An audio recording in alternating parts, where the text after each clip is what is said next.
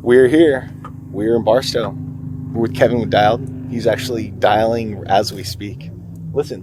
He's dialing. Listen, ready? Attempting to. Dialing. There we go. Dialing. He's actually one ratchet turn at a time. Dialing in this moment. We're live dialing from Barstow. Rowdy Truck's here. Kylan's Truck's here.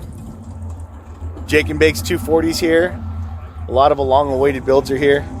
John's here. John's filming with us today. Hi, John. But yeah, guys, we're stoked. Kevin's going to give us some insight on how he does this. Barstow main's just gnarly to immediately throw people on to come out and shock tune. Right. So there's other spots out here. Barstow has a little bit of everything. There's small whoops, big whoops. This spot has G-outs, turns, berms, and different size spaced out whoops. So It's just a good spot. Barstow main is just huge and gnarly and not what everyone. It's gotten worse. And it's not what everyone wants to drive through all the time. So especially people like Kylan, newer build, newer truck. He's still relatively new to the off-road scene, and he's still getting comfortable with the truck. We're still tuning on it, making it better for him as he grows with the truck. So you want to kind of start slow and work your way up and get comfortable with your vehicle. Yeah. You'll find bugs, you'll work things out, and you grow with the vehicle. So Kylan was sharing, he was out here not too long ago as the truck was getting faster and he broke a link. Yep. So you'll be good at speeds you're normally going, but as you're increasing speed, you're going to put wear and tear on parts that may have been fine for those speeds you were driving before, but not Barstow main, or maybe not some whoops or sections like that constantly running over and over. Well, right? With shock tuning, you put a new car together, new truck, whatever, and you'll be comfortable at it at 40, 50, 60 miles an hour. So we'll set it up for that. And then as you get comfortable with it, a year later, you're going to be pushing it faster. You're going to want to retune. You're going to want to make the car comfortable because now you're comfortable at 60, 65. The car's not exactly doing what you want it to do. So that's when we'll come back out, reassess, fine tune it again, maybe change. We did new springs on this setup. Okay. To get rid of some slapping it was doing. So is that pretty common to do, new springs and things like that? As guys like the Eisenhowers and stuff that have a lot of seat time experience, they come out of the gate swinging. They're used to it. But yeah, it's still common. You might go a couple test sessions and be like, okay, we need to change these springs because the car's not doing what we want it to do. So that's what we'll fine tuning. We got this other guy coming.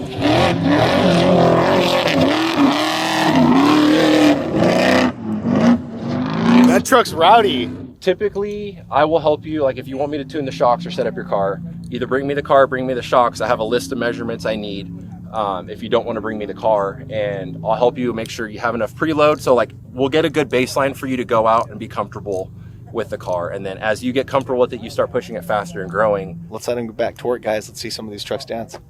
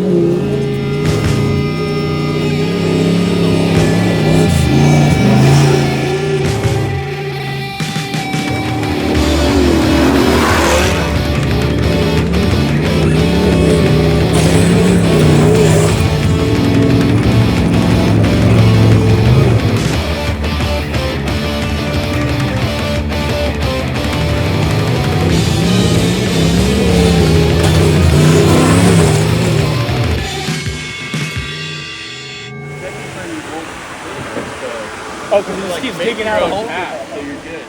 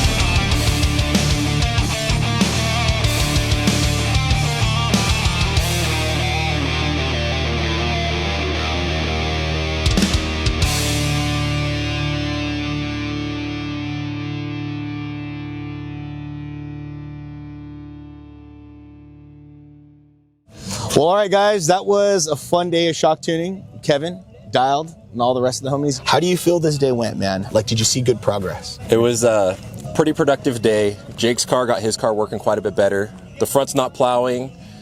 The back's staying a little more planted. It sits proper in the whoops now. The front's up a little bit, back's down and planted. It's got good traction. Ed's Ranger, I didn't have to do a whole lot to it. That thing works phenomenally right out of the gate. And Kylan's truck, night and day difference, especially considering where it was a year ago when we last were out here tuning it to now.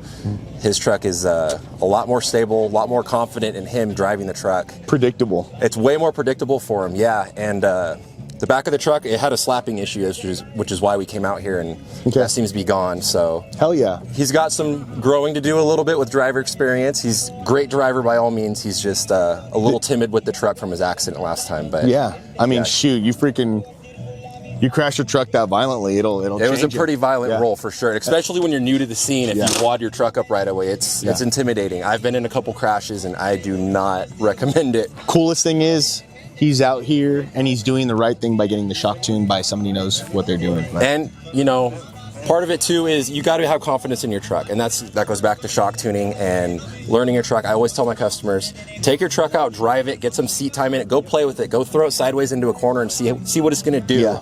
So that way when you're out there and it does happen, you know how to respond and control the vehicle. Seat time. Seat time is everything. Even if you're going 10 miles an hour or 60 miles an hour, you got to know what the truck's going to do, how it's going to respond. Right. It's all trial and error, and it's, have a good time. Everyone needs to have a good time on this stuff. Hell yeah. Well, guys, you guys heard it from Kevin himself. Get some seat time, have some fun, rip your vehicles safely. Get your shocks tuned. Thank you guys for watching. We'll see you guys next time, and hopefully maybe next episode with Jake. Get your shocks tuned. Get your shocks tuned. Later, guys. Take care.